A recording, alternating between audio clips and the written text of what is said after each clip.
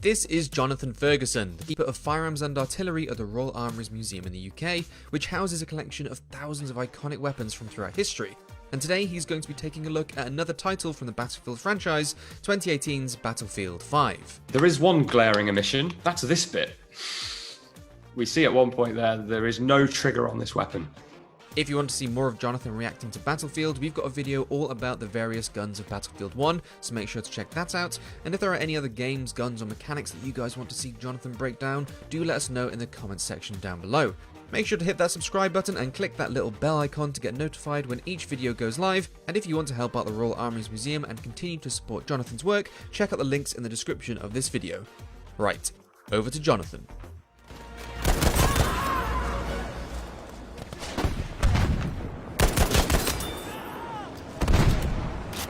Okay, pause there. Our old friend, the M1 rifle, the Garand. The rifle's pretty well represented. First thing I notice, of course, is the anachronistic optical sight. Nothing like that was ever screwed to the side of a drilled and tapped M1, as far as I know. We need some points, I think, for the way the distressed finish looks on that particular set of textures. I think it has a good sort of look to it. Having said that, actual soldiers in that time period and that setting would never decorate their rifle in that way. And if they did, they'd be up on a charge. But of course, this is not a US Army simulator. This is a first-person multiplayer shooter. We saw the complete reload there, where the operating rod the charging handle is pulled straight back and the clip with whatever rounds are remaining in it goes flying out of the gun. That's what would happen if you did that. There is a method of topping up the on-block clip that's held inside the Garand. But to be fair, it is quite fiddly to pull off, and I'm not sure that any soldier would have been doing that in the field anyway. The difference with real life, of course, is that those rounds are gone. You can't get them back. So what you would do is eject the partial clip under control, put that somewhere safe in a pouch, and then load a full clip. And if you are actually in the middle of a firefight, I don't think you're going to be doing that. If you do, you're going to be doing it behind cover.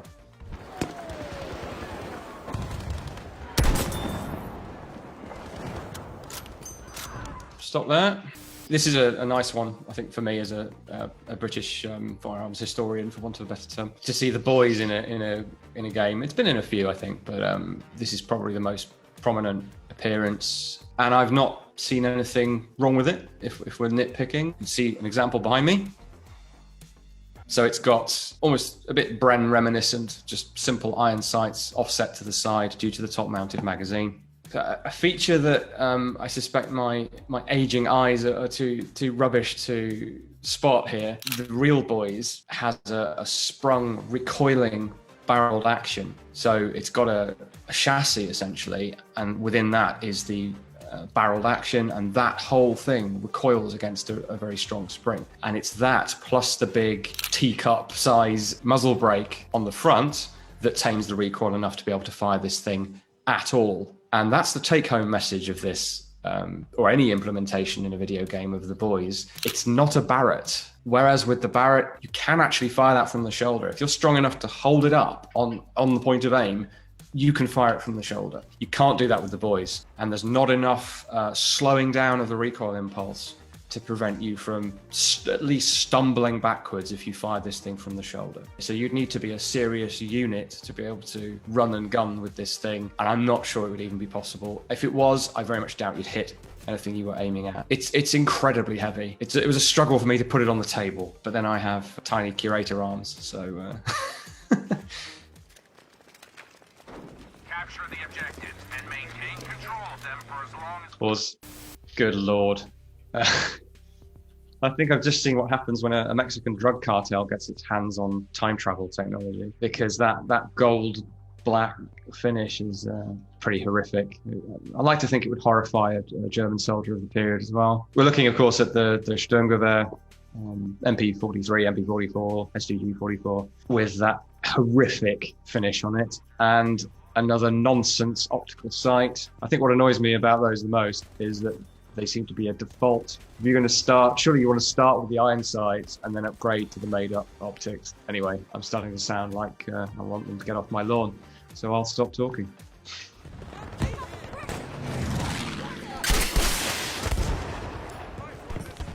Pause. I never got on with the Battlefield 1 or Battlefield 5 with the air combat. But if I was in an aircraft and I got taken out by that collection of pipes, I think I'd be pretty upset, especially as a one-shot kill. We've got here another weapon that we don't have in the Royal Armouries collection, which makes me sad. The Fliegerfaust. It's quite ingenious, as a lot of weapons in the Second World War were, and it really is just a bunch of pipes because it's a rocket launcher. And the concept, which is pretty genius really, was 20mm cannon projectiles, which explode when you hit an aircraft anyway, with a rocket motor grafted to the back end of them. And they're your projectiles. And it did in fact load in the way that is seen with sort of the contraption that holds those rounds together, shove that into the end, and then electrical ignition to send them on their way down the pipes and toward the aircraft. I gather it wasn't hugely successful. I can't think why. It seems to work perfectly well in Battlefield 5.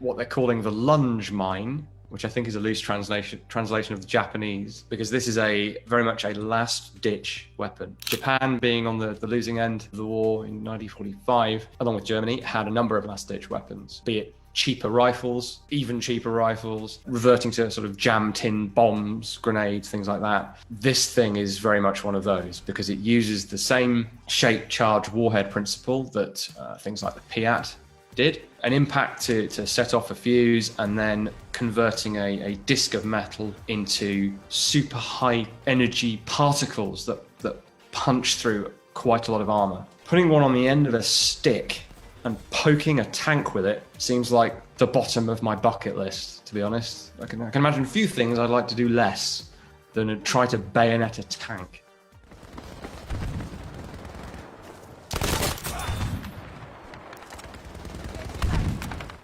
Okay, next up we've got Bergmann MP-28-2 submachine gun. It looks pretty good. I did notice the difference with the rear sight aperture. On the real one here, it's extremely small and V-shaped. The version of the sight in the game is significantly larger and more U-shaped. There is one glaring omission from this video game version of the MP-28-2. That's this bit. The bang switch, as it's sometimes known, or trigger if you prefer. This model, I don't know if it's a glitch or what, but we see at one point there is no trigger on this weapon. Well, it would still work in theory, but it's not really very effective.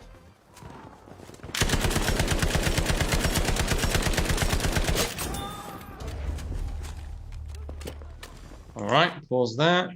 The most effective machine guns that are truly useful for fire support and being a base of fire for a unit, are belt fed. There are very few exceptions to that. One of them is the Japanese Type 11, which is what we see here. It's like a lot of Japanese weapons, to Westernize anyway, it's very distinctive in its look. Part of that is to do with how it works, and it ignores the belt feed, ignores box magazines, and it goes for something that you would assume was experimental, but this was actually widely issued. In brief, it works as it does in the game. You lift up the, I guess you'd call it a follower, except it's on top. And the clever aspect of this system, it's a hopper. So we're used to that from things like the old Gatling gun with gravity feed. This has a spring assist, and critically, it uses 5-round Arisaka rifle clips. So you don't have to worry about the logistics of a magazine to know whether it was really a success or not. But the fact that it was not sort of gone on with later, or no other nations have gone with this, suggests that the logistical advantages are not worth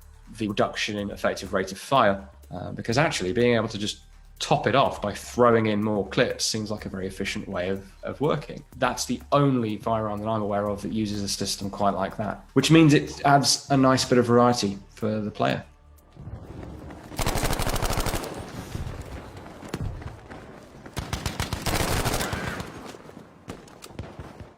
This beast, which feels substantially heavier than it looks in the game, if that makes any kind of sense at all, is the Suomi KP-31. Now, the one I've got here is fitted with this is a later example, which matches the model used in the game. It's fitted with the 40-round drum magazine. There's a 71 round drum magazine as well. Poor saps in the game are stuck with a 20 round box magazine, which was in common use. So it's not as though it's wrong or anything, but if you had the choice, you would want the drum magazine, because this design of drum, which was copied by the Russians as well, is one of the better drum magazines ever designed. It means that really high rate of fire, which is faithfully represented in the game, doesn't just run you out of ammunition in the blink of an eye. You can actually start to walk shots onto the target by observing where your bullets are striking. I can't recall, or possibly haven't ever played this in Battlefield 5, I can't remember, but in theory it would be more controllable due to the compensator ports that are designed into the barrel, at the end of the barrel shroud, I should say, and those are on the game model, and it didn't look like we were getting too much dispersion from the design.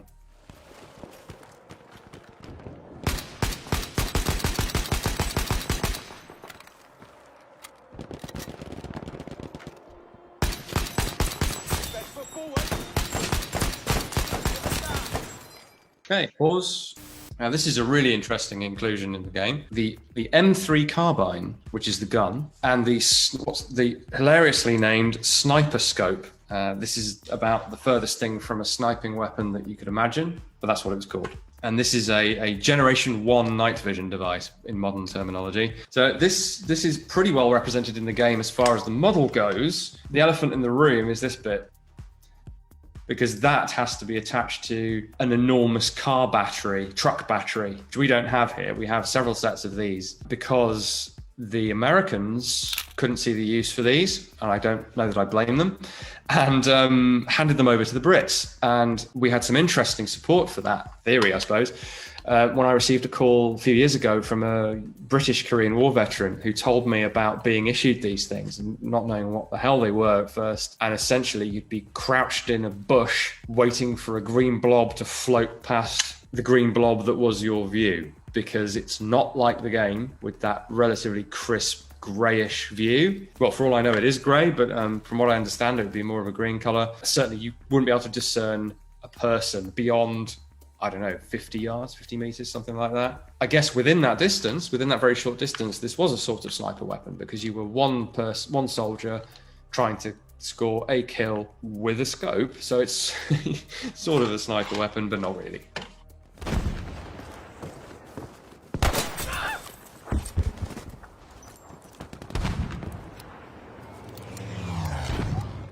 And last up, we have the American Liberator pistol. This was much more of a psychological weapon than it was a real weapon. It is a real weapon, it is deadly, but it was so crude and so slow to reload, which we definitely do get from watching the game, that it really was fit only for capturing a better weapon.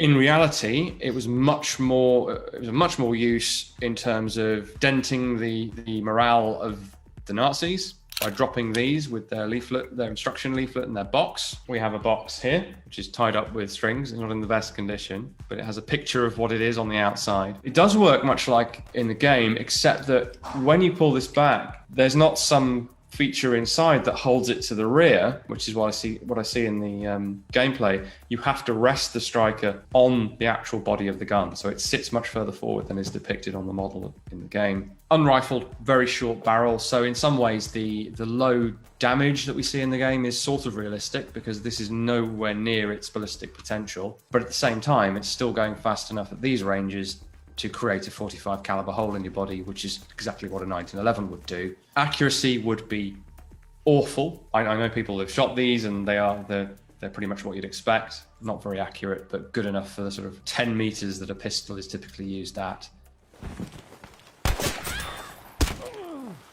We've got links in the description if you'd like to donate to the museum, to the Royal Armouries. I've also got my book on British bullpup firearms, which is available now. So check that out if you'd like. But in any case, thanks very much.